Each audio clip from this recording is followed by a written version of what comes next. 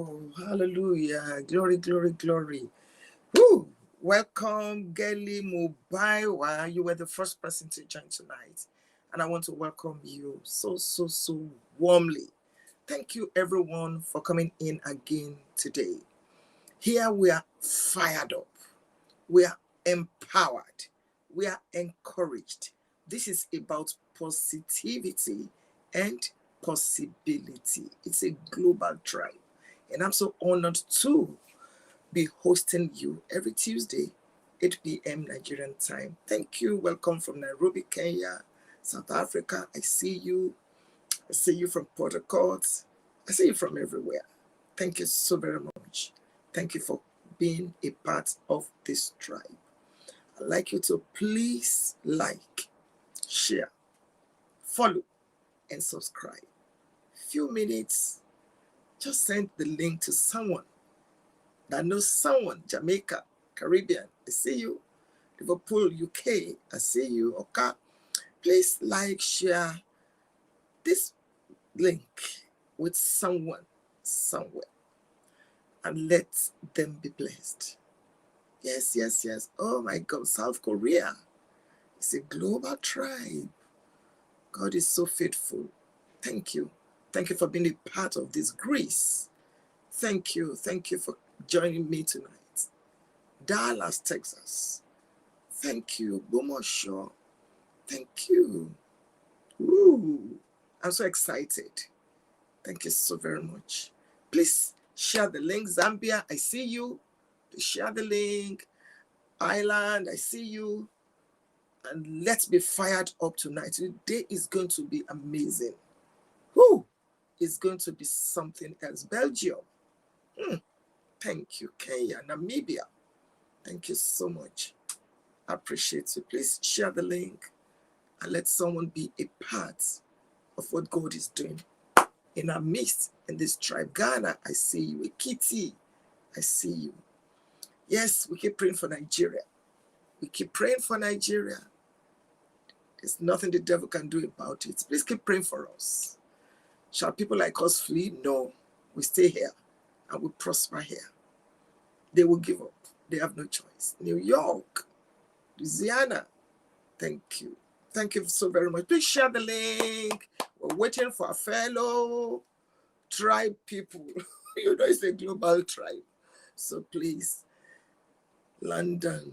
Yeah, thank you. Good evening to all of you. The Lord bless you, keep you. UAE, thank you for connecting. It's going to be fire today. So please go on my website and be a part of my coaching family. The family is getting bigger and bigger, larger and larger. Saudi Arabia, oh my God, thank you. I truly feel honored to serve you on this platform. Thank you so very much. Woo. Please go on my website, funkefelix-adejumo.org, and be a part of what God is doing in this tribe. Let's structure the relationship. It's going to be amazing if you're a part of it. And I thank all of you that sent your love during the just concluded conference. It was such an amazing time in God's presence. My guest is in the house tonight, and I just want to, Liberia, thank you. Okay, I think you can all see me. It's not freezing. Someone says it's freezing. Spain, thank you. Wow.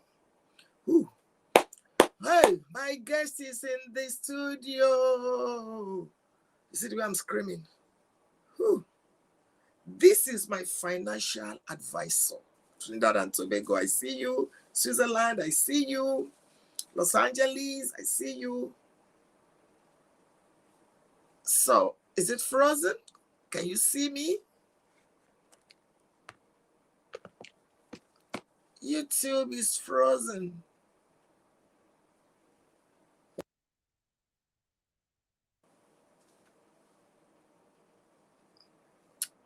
Okay, I'm so sorry about that. We'll fix it.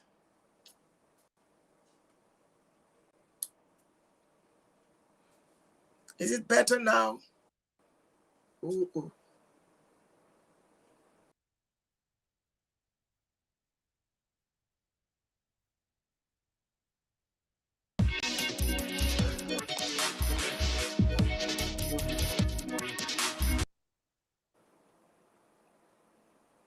Okay, can you see me now? Ivory Coast. Can you see me now? Okay, thank you so very much. But you can hear me. Philadelphia. Can you all see me, please? I need to know. Can you see me? Can you hear me? Yes. Oh, great. Fantastic. Thank you so very much. Thank you. Thank you. We plead the blood of Jesus upon the airwaves. God is here and we are going to be blessed. She is my financial advisor. This lady literally coached me on money matters. I'm telling you.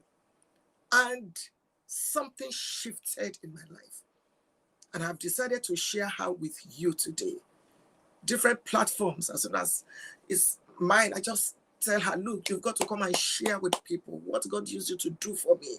You need to just listen to her. You will know that she knows what she's doing. She's a chartered accountant. She's going to tell us her story. She's a wealth creator. She's a wife. She's a mother. Woo! Something is going to happen tonight. I tell you. Okay, thank you. You all can see me. Thank you very much. So please welcome with me. Let's show her some love. Mrs. Sola Adesakin. She's here with me in the studio. Woo! Beautiful lady. She's so beautiful. Look at her. Good evening, Sola.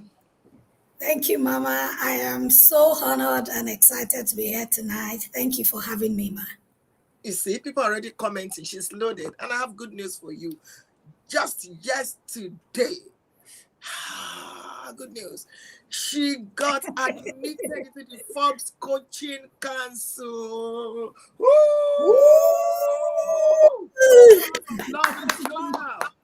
Shola, congratulations. God is so proud of you. Thank you so much. Women are so proud of you. Your family is so proud of you. And I am so proud of you. People are saying, thank you so much, gorgeous lady. Yeah, she's gorgeous. Yes. You need a coach. I have a coach for hair. I have a coach for so many things. You need a coach. You need to know. And this thing is not about age. Someone that is younger can be your coach. The cry for help is not the cry of the weak. It's the cry of the wise. So please go get a coach. And I recommend one for you for financial literacy and independence. Welcome again tonight. Such an honor to have you here. And thank you for your time. And congratulations again. Thank you, Ma. So thank you so much. Thank you, Ma. Sola Adesakin. Who is Sola? That's my very first question, please. Right. Thank you. I am really, really glad to be here. Thank you, Mama, once again. I feel really honored doing this with you. You look amazing. Thank you for being such an inspiration. You have been an inspiration for years, and you continue to be an inspiration. So, Sola Adesakin's story would not be complete without me mentioning that you have made so much of an impact upon my life over the years.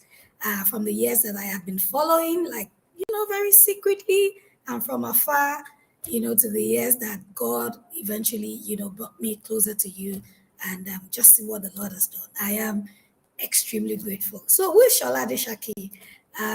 This is Sola Adesakin. I like to talk about myself from a couple of perspectives, a couple of dimensions. Let me start by talking about the person of Sola Adesakin. I'm a God-fearing lady, and I love God. God is at the center of what I do, where I've been, all I have been, everything I have achieved and accomplished, and I give Him the glory. So my life is literally based on that scripture that says we are created in the image of God. So what drives me is if I'm created in the image of God, then I can do whatever God can do. I can do whatever God permits me to do. That is my driving force. So that is my person. Now, what is my passion? Right. I qualified as a chartered accountant 20 years ago. Right? I like us to have a little of your background. Right. That's what I'm about to say. Thank you. Right. I qualified exactly 20 years ago as a chartered accountant, young girl out of school, very driven, very driven. My dad wanted me to study medicine and to become the first doctor in the house, but I knew, and I had a knack for figures. And, even before I was ready to start to write all of those professional exams, my mom got ICANN forms for me. Now, ICANN is what you call the Institute of Chartered Accountants of Nigeria. She got those forms like 5 or 4 years before I was ready, kept them in my wardrobe, and just kept saying you'll become an accountant. So I started on a very, very strong note in terms of support. So I qualified as a chartered accountant, and over the years, I have practiced as an accountant. I've got qualifications from about 4 different continents, right? I'm a fellow of the accounting professional body in Nigeria, in the UK, in Canada. I am currently undergoing a certification in the US.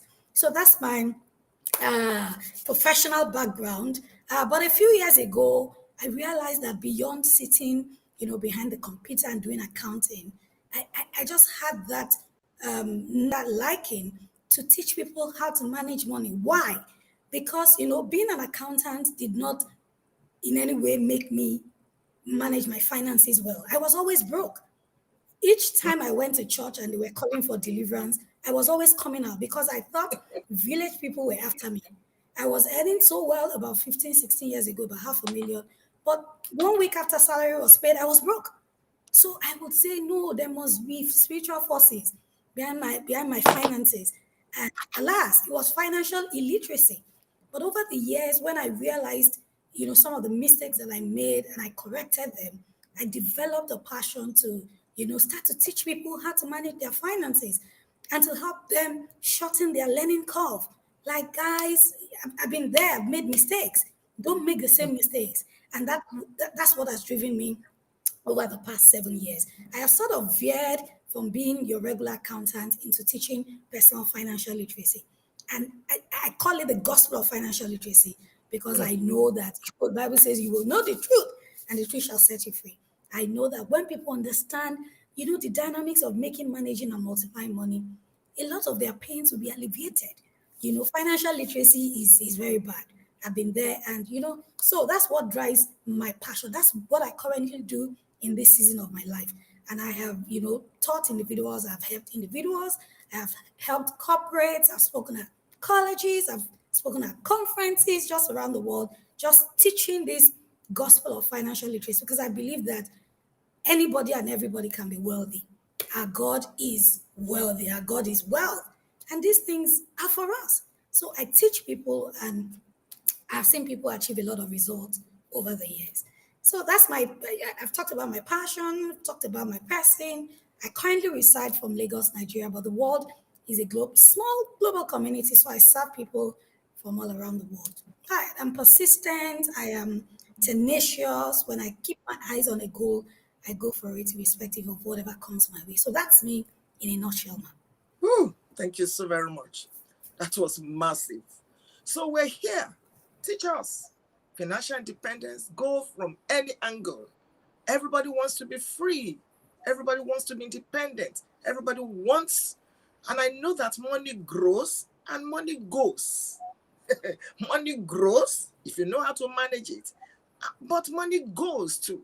So a lot of people, it's only when they want to go to the embassy and they print out their statement and say, where did this million, where? Eh?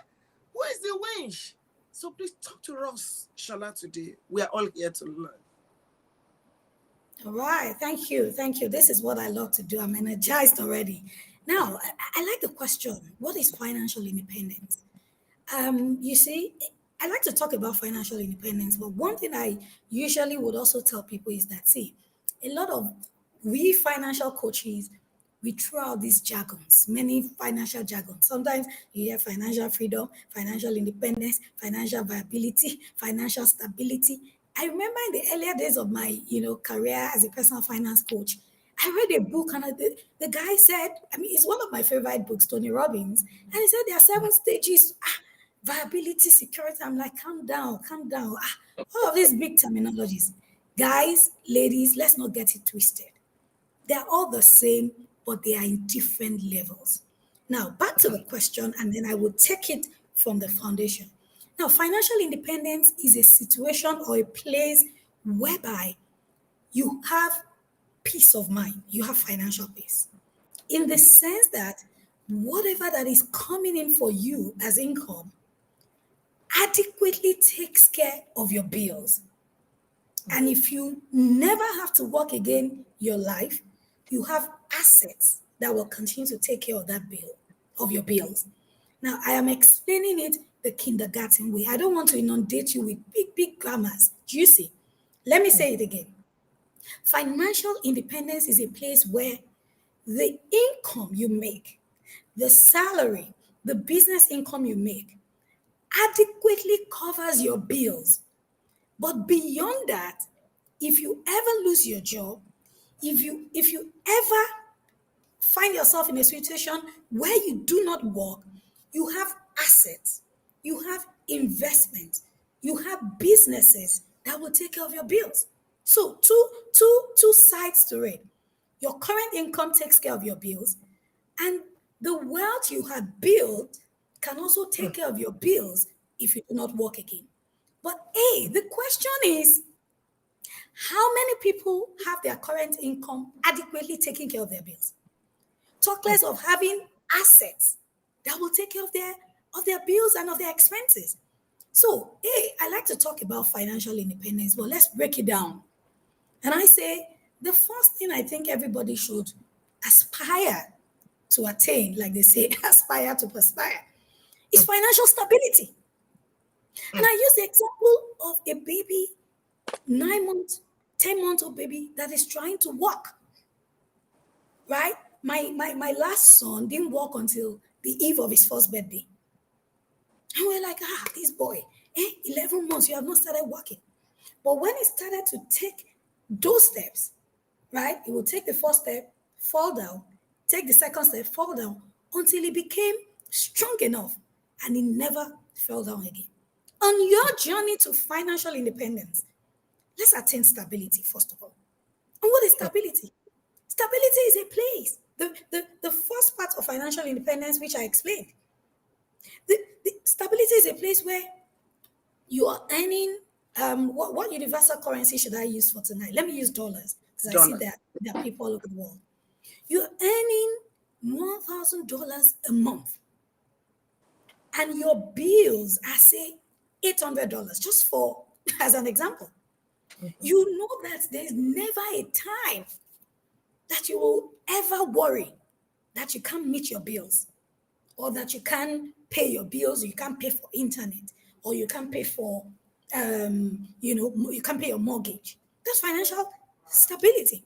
Financial stability means that, your necessities, lighting, cable, internet, rent, children's bills, children's school fees can be taken care of from the money you make. And then you have something extra to save. You don't have land, you don't have investment, you don't have anything yet. But you go to bed every night to say, thank you, Lord. I am not in debt. My children will eat. The landlord or a house owner will not come and chase us out. That's stability. And that is the first thing we must all aspire to attain. I know that as coaches, sometimes we say, you must buy a house, you must get this and that. Good. We will come to, remember I said financial independence or financial freedom is here. I am saying, take baby steps. Take baby steps. Don't inundate yourself by what you see on social media. He said, if I do not have a land, and then you are going elter skelter, running elter skelter. I am saying, as a financial coach, these are the things that have helped me over the years. The long-term goals are fine. See, financial independence is where we are going, where we also have assets that can take care of our bills. But right now, let even our income take care of our bills. So by the time you start to work those muscles, your monthly salary is coming in, you're taking care of your bills, then you are putting something aside gradually. What you're putting aside, as it begins to grow, then you start to put it in investments. As it starts to grow, you see an investment property, you see a land, you buy it. You see mutual funds, you begin, and then gradually it starts to grow. One of my financial mentors says that, Dave Ramsey says that building wealth is a marathon and not a sprint. Hmm. It is a journey that we will continue. See, there's nothing like once rich, forever rich. Money has to be managed. I tell people there are three things to do to money: make it, manage it, multiply it.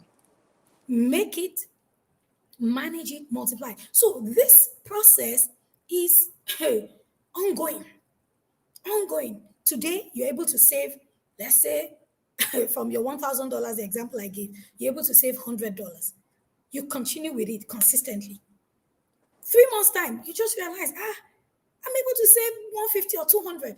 You keep building on that. And as you're saving, you are putting it in investment. So there's so much to say. I don't want to jump the gun, but let me step down that question and summarize my answer by saying financial independence or financial freedom is a place where all your income and your investments take care of your bills and you don't have to work again the rest of your life. But on your way to achieving independence, start with stability. Hmm. Make money that will take care of your bills.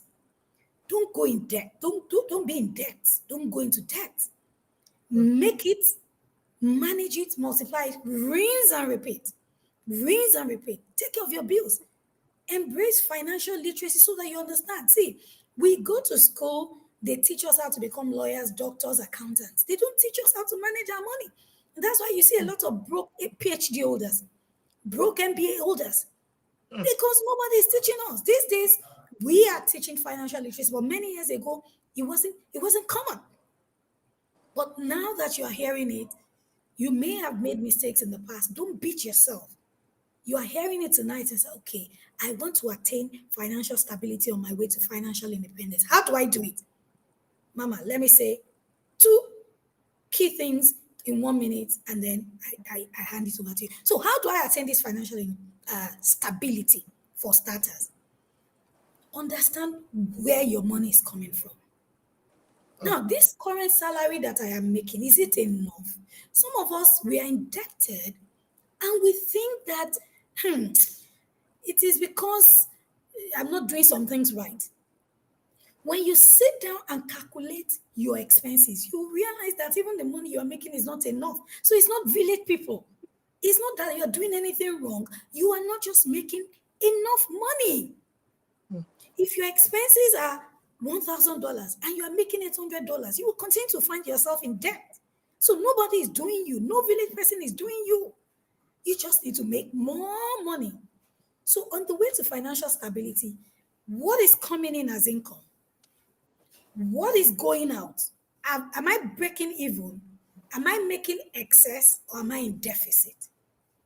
Whatever the result of that analysis is, will determine your next line of action.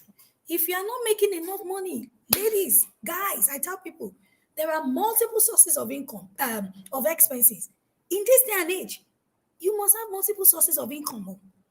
From one salary, you're paying rent, you're paying this, you're paying that, you're paying that. I'm not saying hustle, but I'm saying look out for ways of augmenting your income. Because when we say cut down your expenses, what expenses do you want to cut down sometimes? Is it the food you give to your children? Hmm. Is it some expenses cannot be cut down? So more often than not, I tell people look at ways for increasing your income. There's nothing such as shame money, ma. Hmm. A credit alert, no matter how small, is 100 times better than a debit alert. Hmm. If you want to buy something worth $5 and in your on your card you have 4.99, it won't go. Transaction declined. It shows you that one pence, one kobo is Hmm. important. So a credit alert is always a credit alert and it is always better no matter how small it is. So those small income that can come in, nothing like shame money, legitimate money, add income to income, monetize your skills until you're able to stabilize. Don't see they will say me, a whole chartered accountant. 4 years ago, I was selling donuts. I went to learn how to make donuts, learn how to make scotch egg. So I tell my people, I'm not just a chartered accountant, I'm a chartered donut maker, chartered egg roll maker. And the money I was making from it, it did me good.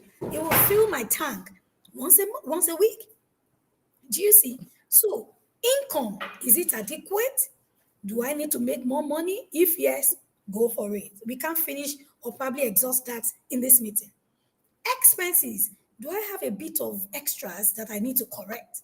Are there some things I'm not doing right? Look inward. I can't say don't do this, don't do that.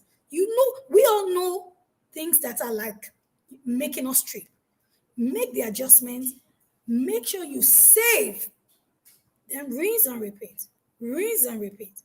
I will talk about the difference between saving and investment later, but I hope I've answered the question. Oh my God. Wait, I didn't want you to stop. Shola, you know I'm a preacher, and you are aware that I sell food. I have a Yes. nail studio.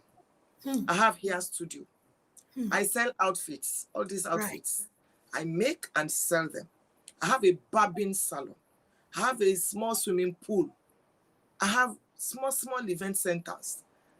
Multiple sources of income.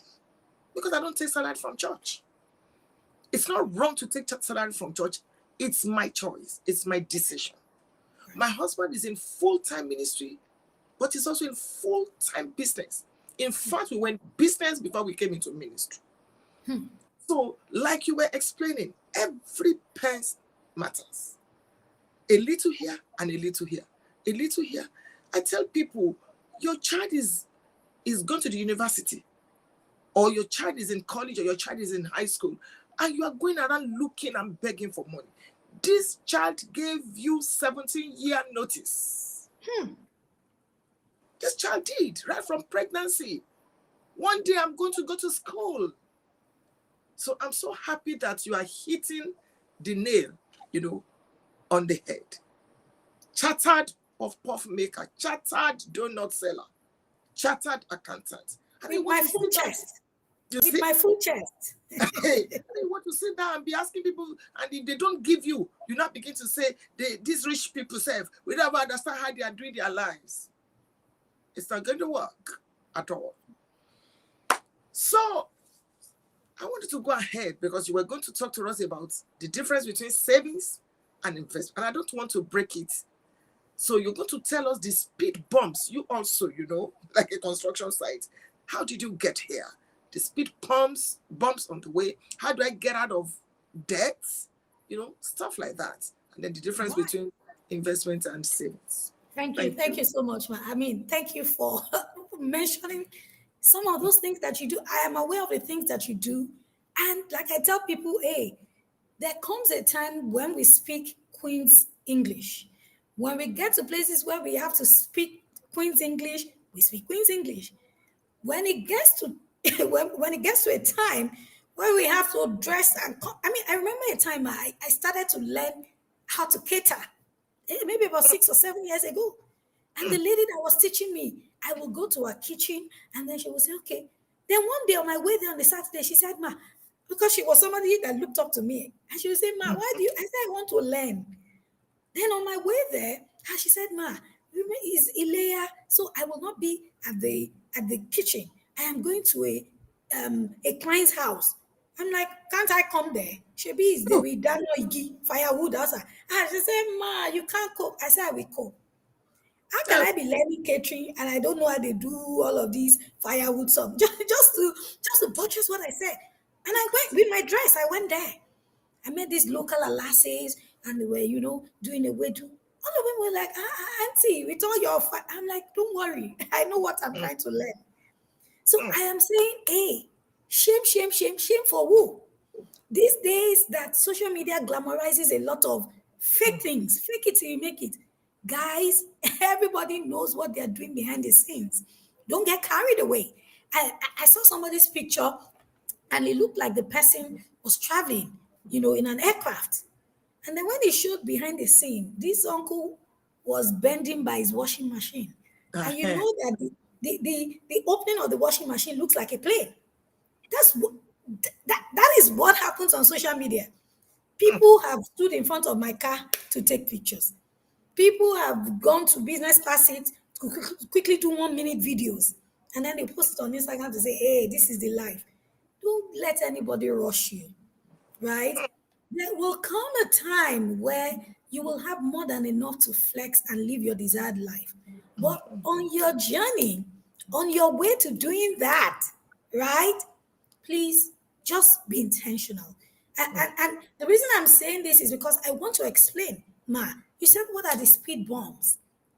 I mean, I could say this now, but there was a time in my life I was really miserable about my finances. And I already said earlier on that I thought that village people were after me. Because how could you explain any money? I wasn't married, I didn't have responsibilities, and I couldn't save money, I couldn't put money together. I was the finance manager of my company, and I was earning above every other person. But before month end, by the second week after salary was paid, I will be carrying IOU. I'll be carrying IOU. Give me loan till month end. And then one day, one of the ladies working with me just told me, Ma, I want to travel to the UK. I want you to help me look at my application. This lady was earning about one tenth of what I was earning. Ooh. Looked at her documents. She had money in an asset management company back then. Back then, it was around 4 million. I, that was earning so well, didn't even have 1 month salary. Ah! I said, yeah, yeah, yeah. Who has done me? Who has did me? This lady was earning less than 50,000 and she had so much tenacity, consistency.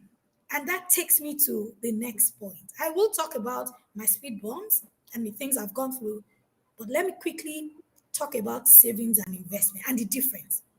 See, saving money is what we call putting money aside. Investing is putting money to work. Mm. Again, saving money is putting money aside. Investing is putting money to work. Did you pick that? Number two thing, saving money helps you build consistency. Investing helps you build tenacity.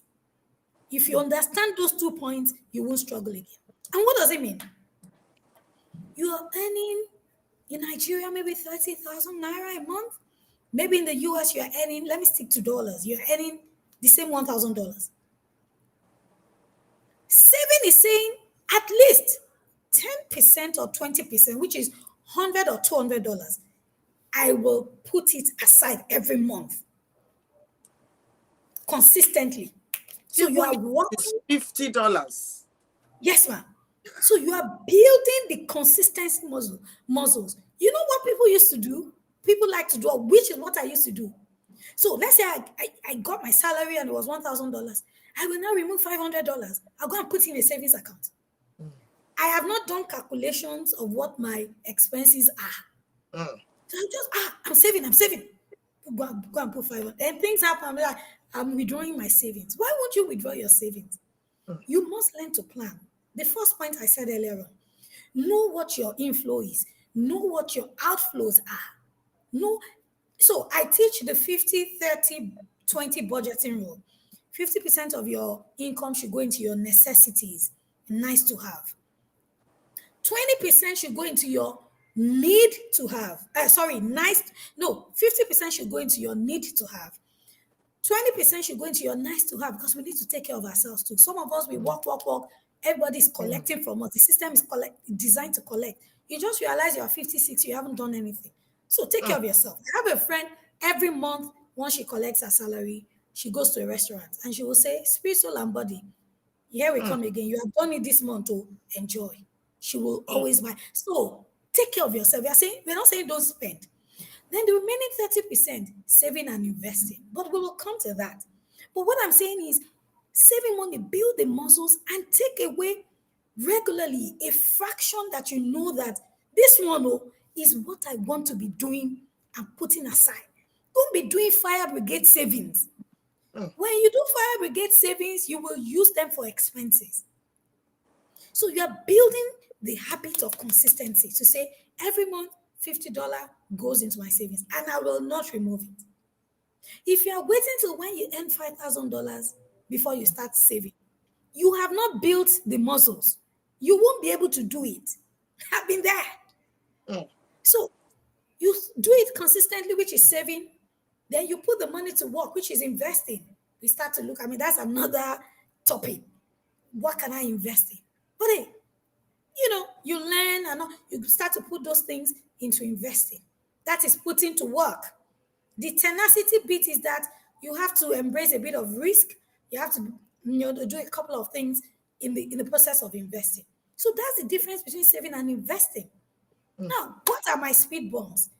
Along the way, the first thing I needed to overcome in getting my finances in order was financial illiteracy. Don't mm, forget, I was and I am still a chartered accountant with all the qualifications, no headway, no savings. My the lady I said had 4 million will bring her food to work.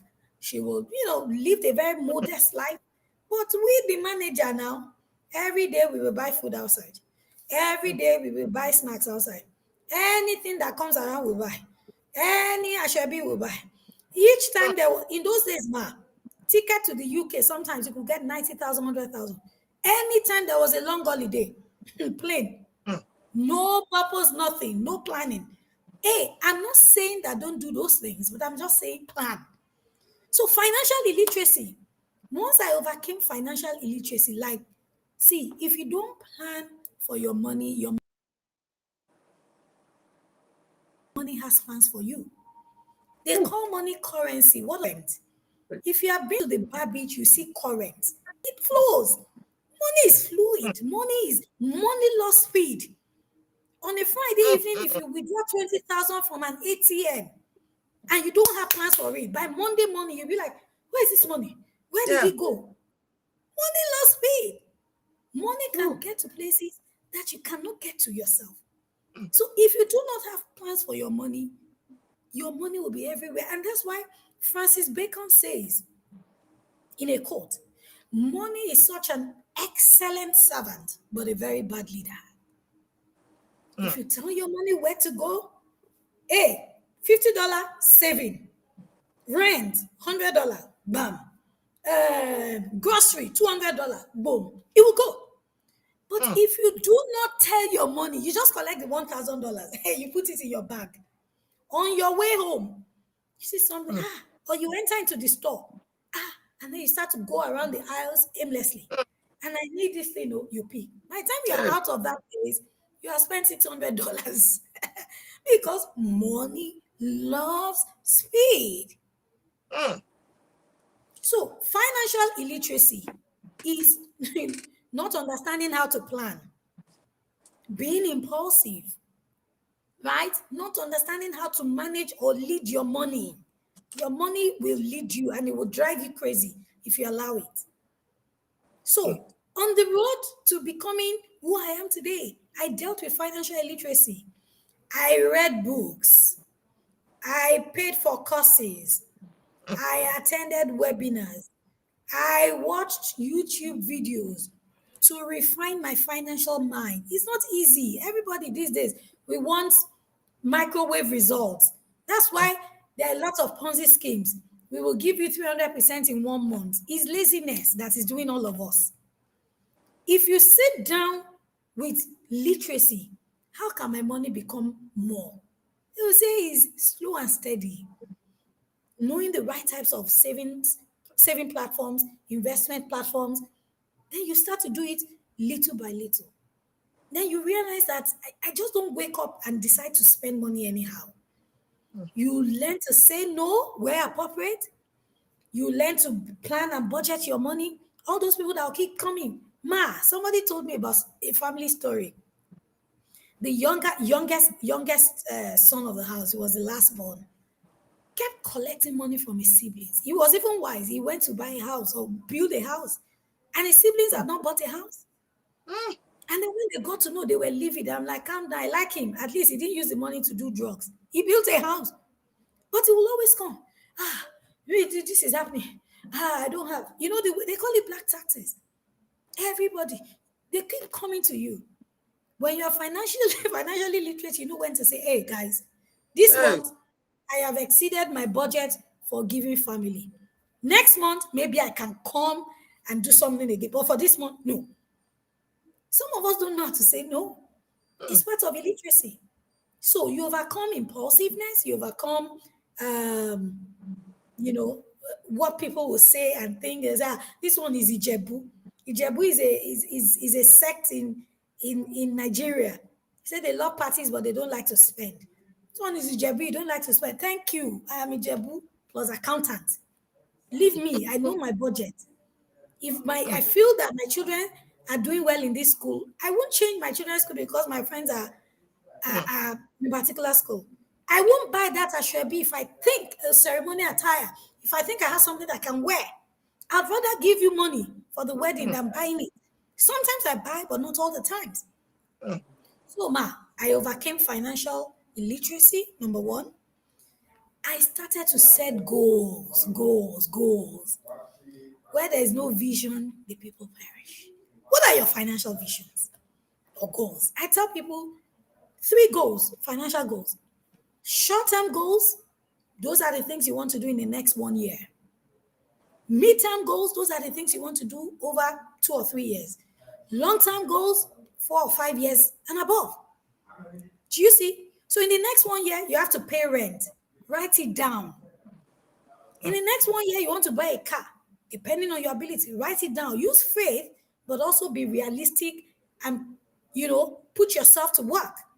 In the next 2 years, you want to relocate. Write it down. In the next 2 years, you want to buy a house. Just split those goals. Some people burn out because they want to achieve long-term goals in 1 year. You are earning 100,000, but you want to buy a house in the next 1 year. I'm not saying don't have faith, but how? You now say, God, I'm not going to church again. God is not answering my prayer. God is saying, is there any one of you that wants to build a tower and will not first of all sit down and plan? So that's goal setting. So, I overcame financial illiteracy. I started to set realistic financial goals. Number 3, I changed the people I was moving with. In this world of finances, your mindset is key. The people you are moving with would either motivate you to do more or they will draw you back. We all know our friends' tendencies. I'm not saying that it's not good to have friends who love to if you have friends who just love to party, buy designers, and you don't have savings, you will continue to buy designers and you won't have savings. So the kind of people around you are people that would motivate you. These days, my top people as women, we have signed out of the school of what did this person do? Bone straight. That's the only thing we are talking about. This designer Faragamu. That's the only thing. See, we talk about those things, but we also talk about investments. We're also talking about, well, there's an investment in the UK, in the US. Let's put money together. We are buying a house together. We are renovating, we're flipping, we are selling, we are taking profit. So there are times we talk about hair, makeup, and all of those things. But there are times we also motivate ourselves to want to be bigger. So I think those are some of the things I have been able to do. And of course, prayer. I'm a person of faith. I am very persistent. I'm focused. I know where I am going. And it's hard to say, I'm not doing this again. But those 3 things are things that I can, I can identify. I should also say this, that sometimes we make mistakes on the journey. Don't kill yourself over your mistakes. I still make mistakes, right? Sometimes I still make mistakes, even with my finances. Sometimes I buy something, I'm like, wow, was it necessary? Well, yeah, we move. Hey, next time, don't do that. I converse with myself. Sometimes you are a victim of other people's mistakes. It is not your fault. Somebody did something and you got affected. Move on still. Everything at the end of the day will work together for good, for your good. So don't just say, because this has happened, that has happened, somebody did that. No, just go, move on. What's happening, girl? We will do better next time. Do you see? Thank Fantastic. you. Wow. Thank you so very much, Mrs. Adesakin. Thank you. This is so good. I'm still going to bring you back and you're going to educate us on investments. So please note that we're bringing you back. Just before we go, let's talk about what's your opinion about domestic violence. financial, um, domestic financial abuse. I'd like you to say something about that. And then one All more thing right. before we Thank close. you. Thank you. I know that I don't need to go into the definition of what domestic violence is, but one thing I have realized is that we talk about domestic violence, and what comes to mind is beating her. She has beaten him. He has almost killed her. He has Or killed him. him. Yeah, he has killed her. Either way, either way. Mhm. We talk about those things a lot, but as a personal finance coach, I realized that there's something called domestic financial abuse. Mm, And it is a subset of domestic violence. mm, There was a 2011 research done in America, and they said out of 103 women who were, being domestically abused, 99% of them, so do the maths, 99% of 103 is what? Is almost almost all of mhm. them were also being financially abused. And what Mm, does that mean? Yeah, I could talk about domestic violence, but let me bring it to my own area of finances. And what is domestic financial abuse? I wrote it down. Domestic financial abuse is when the abuser stifles or intends to stifle, right, the ability to build financial wealth mm, or the control of the person being abused. For example, a husband who keeps, abusing his wife domestically and all of that. How does he abuse the person financially, right? Stifles our ability to make more money and mhm, then stifles ability to build wealth. That's what it means. Don't forget that I said financial abuse, domestic financial abuse is a subset. Most times, those who are being abused domestically are being abused, right, with their finances. mm. The lady, I can't remember her name right now, that died recently, the gospel singer. Or something. Thank you, ma'am. If you read the story, they said that, in fact, I read one and it was heartbreaking. Said there was a day the husband was in the car with their child, and he told the woman to maybe walk home or go and take commercial vehicle. And then they passed by the woman, and the boy was saying, "That's mommy." No, Ah, it Jesus. was domestic violence, but there was financial abuse as part of it. So most Mm, times, those who abuse their wives, their spouses, also financially stifle them. And there are mm, three types of financial abuse in marriage.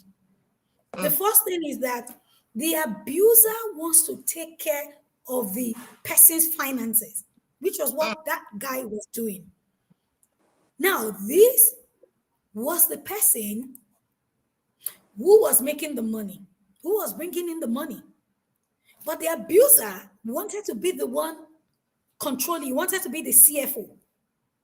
mm, All monies must come into my account. I am the one that would write the checks. I am the one mm, that would release money. If you are in a relationship, except both of you have decided to say, you know what, we have a joint account or we have a project account. I don't do joint account. I do project account. But you put your money together and somebody always wants to be the one saying, no, I don't know, money must not go, it must not come. You are being financially abused. You put your mm. money there and My you God. cannot even take $100 or 10,000 naira for yourself. There's Mm, subtle abuse happening.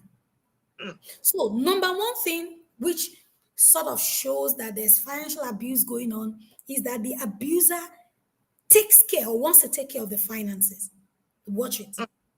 The second thing is what we call employment sabotage. Ooh, Each time the person wants to make more money, the abuser will say, "No way, you cannot. you Oh. can't walk. You can't work. Oh. This And my work. wife. No, you have to resign. You have to do this." Mm, Somebody emailed me recently, person was saving. And then the person said, my husband said I should withdraw my money. eh, And I'm like, what's Jesus. going on? What's going on? I'm not saying there's an abuse there, but I'm saying that, Yeah, hey, watch maybe. it. Watch it. So employment sabotage. You tell the person, I got Mm, a new job. Ah, no. So you have to be going from, ah, no. Don't worry. I will be giving you money. Sit down at home. mm. My husband said I should not work. Again, I'm not saying each time the man says this, don't take this job. I'm not saying it's an evidence of abuse, but you yourself know when you are being stifled. Mm-mm. Employment sabotage. Don't take that job. Don't bring that money. And the third one is Mm. economic exploitation. Mm. Evidences of financial abuse, domestic financial abuse. Don't forget, I said the first one, the abuser wants to take, you know, oversight of the finances. Number two, economic sabotage. Oh, sorry, employment sabotage. Number three, economic exploitation. What does it mean?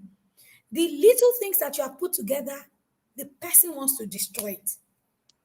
I know of Mm. a couple that the wife, raised money, built houses, and blah, blah, blah. This guy was exploiting her behind her back, destroying things deliberately, just because they do not want this person to excel, just because it's just a demonic way of oppressing their spouse. It's violence, it's crazy. We don't Mm. talk about this financial part, but I could go on and on. Mm. Economic exploitation. You destroy their sources of wealth, you destroy their investments, you destroy their assets. Man, I read of a story recently where a man set his wife's house that she built on fire. On fire. In the Yes. village, you hear of people setting their spouse's farm on fire. Why? That's economic exploitation. You don't want the person's wealth, or you don't want the person to excel. It happens all the time. So, ma, we should talk about domestic violence, but we must also talk about the financial abuse part of it. We don't talk about it, but it happens all the time. Mm. All the time. So if you find yourself in any of these three, my Mm. sister, talk to a um Advisor. financial advisor. I know of a friend who relocated because the man wanted to finish her life. Mm. All her properties. They know because since we are married, you have to change it to my name, which is not a problem. Oh. But what is your intention? You have to change it. You have to change it. If you don't change it, you don't love me. Calm down now. Mm. There's a way around it. Manipulation. Yes, there's a way around it. So, ma, there's so many things, but 99% of the time, women who are suffering domestic violence are being financially abused. 99%. Research has it, right? Mm. I hope that helps, man. Woo. Woo, woo, woo. Fire, fire, fire. Before you go into any relationship, marriage in particular, sit down and talk it through. Joint accounts, joint accounts, joint accounts. Times have changed. There are still good men, there are still good women, but there are many bad spouses, insecure and very wicked and manipulative. Marriage is sweet, but there are still people that are bad in marriages. How can your father send you to school and somebody says you cannot work? If there's no situation, maybe your child is autistic or there's a health challenge and all that, you need to sit down and talk about this. And if you are you're a full-time housewife, please do something from the house. Life has changed. You can't sit down at home and be saying that, whatever my husband brings. Hey, I know what I'm talking about. I've counseled with enough people to know that this can never, ever work. Thank you so much, so much. I'm almost speechless. You're such a blessing. There's different comments. Some men are hypocrites. You talk about it, but at the end, they will still different kind of thing, different comments. Woo! What a blessing you are, Shola. What a blessing. So what's your view about domestic violence? Just in one statement before I ask you the last question. If there is domestic violence, should I just say that? I always ask my guests this question. To be honest, you've got one life to live. If you lose it, that's the end. I don't support domestic violence. If you're a lady, you're undergoing domestic violence, you have taken Or a counsel, man. or a man, you have gone for counseling together, you have spoken about it, take a walk. See, we hear these stories all the time. And then the man killed her. And then the man killed her. And the one did something. And, once life is over, once death happens, that's the end. So having done all, and all is not working, please protect your life. God, you don't have a spare life. Hey, don't forget. You don't have a spare life. The children that you're trying to protect, when you're gone, they will get accustomed to another mom soon.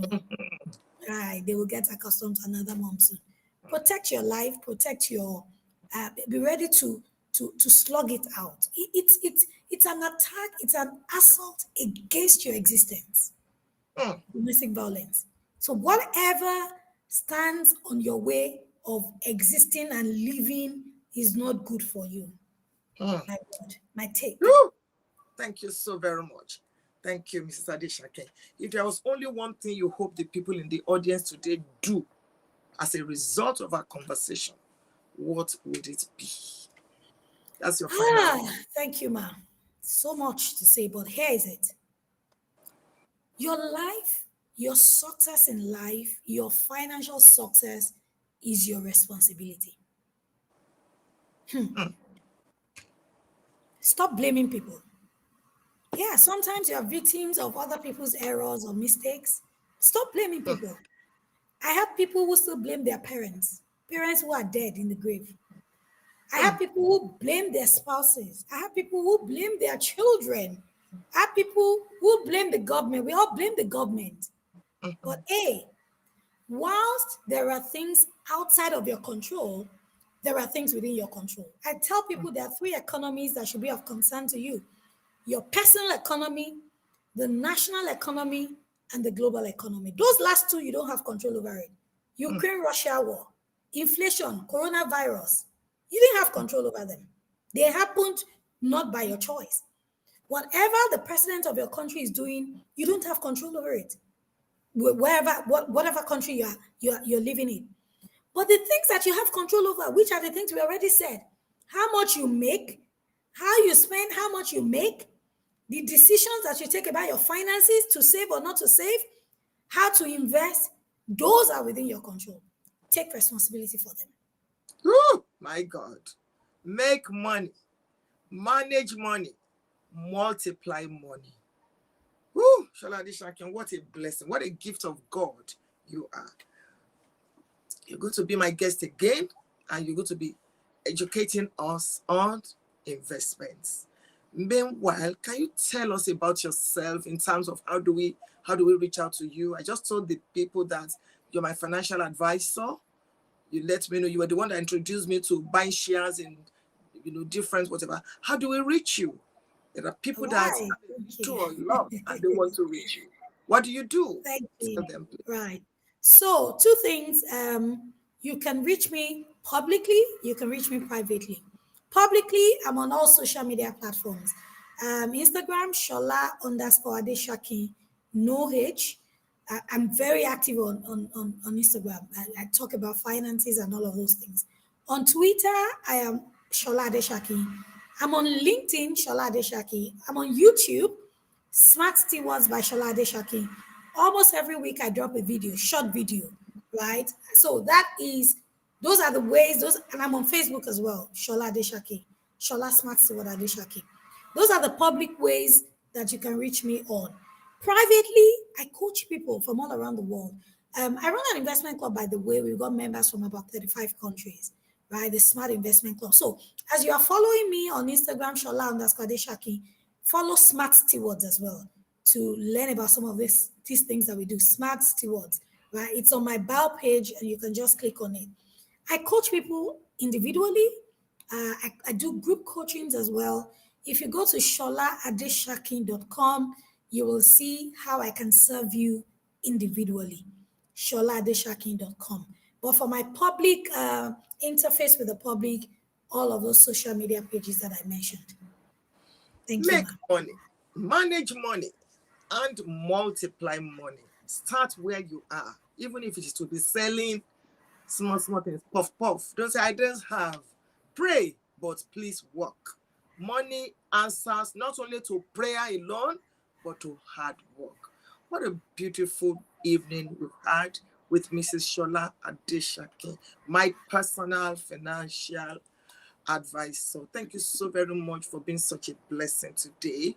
And by God's grace, you'll get my invitation very soon, because this must have part 2 and part 3 and part 4. Thank you, And ma. congratulations again. Thank you. Woo! Thank you. Folks. Thank Thank you. you so much. Greetings to your husband, your children. We love you, and the Lord bless you in Jesus' name. Amen. Woo! What a night. What a night. All of you know that I always be the best and among the best. Next week, something is cooking. Next week, something big is cooking, and you're going to be blessed. Nugget with FFA started about 3 years ago, but I will record and post, and sometimes I will not post. But now it's live. We need to listen to people. How did they get to where they are? Isn't it an honor serving you again today from around the world? I appreciate your presence. Thank you so very much for making this investment in yourself. Your website and page, and see the kind of things I do to help other people. God bless you. If you live in England, London, England, I'll be in England in July, first Saturday in July for Mother's Summit. I'm coming to Kenya. I'm coming to Rwanda. I'm coming to Tanzania. You will be seeing all the posts very soon. Please have a fantastic night. Remember, make money, manage money, and multiply money, because money stays where it is honored. Woo! Have a fantastic night. Good night.